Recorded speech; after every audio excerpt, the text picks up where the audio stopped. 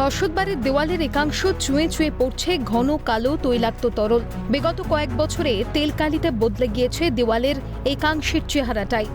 সোনারপুরের ফর্তাবাদে তেলকাণ্ডের পর কেটে গিয়েছে বেশ কয়েকটা দিন, এখনো হয়নি এই ঘটনার কোনো কিনারা।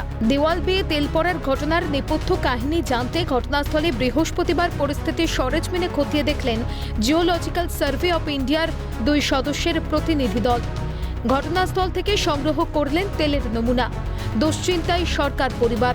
তবে বিশেষজ্ঞদের পর্যবেক্ষণ, এই তেল একেবারেই দাহ্য নয়, পোড়া ভেজিটেবল তেল হতে পারে প্রাথমিক অনুমান জিওলজিক্যাল সার্ভে অফ ইন্ডিয়ার প্রতিনিধি দলের।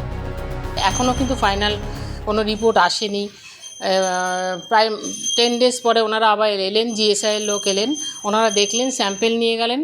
কি এখনও কেউ কিন্তু বলতে পারছেন না। মানে ভয়টা হচ্ছে তেলটা বাড়ির কতটা ক্ষতি করছে।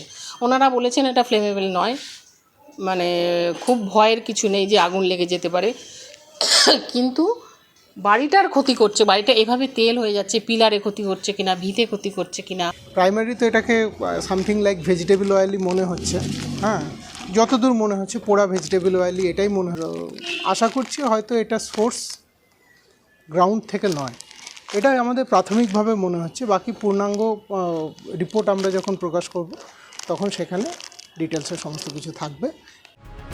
ইতিমধ্যেই যাদবপুর বিশ্ববিদ্যালয়ের তরফে সংগ্রহ করেছে তৈলাক্ত তরলের নমুনা। জারি রয়েছে তাদের গবেষণা। পুরো প্রতিনিধিদের উপস্থিতিতে এবার জিওলজিক্যাল সার্ভে অফ ইন্ডিয়ার তরফে সংগ্রহ করা হচ্ছে সেই তেল।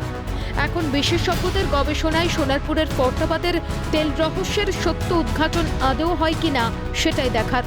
তমাল সরকারের রিপোর্ট, ক্যালকাটা নিউজ।